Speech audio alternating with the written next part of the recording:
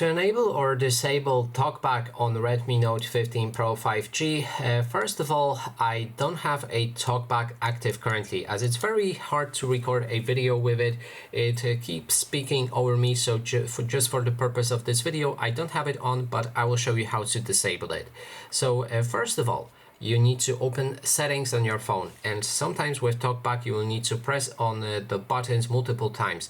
So just double click very quickly on each of the buttons that I'm clicking.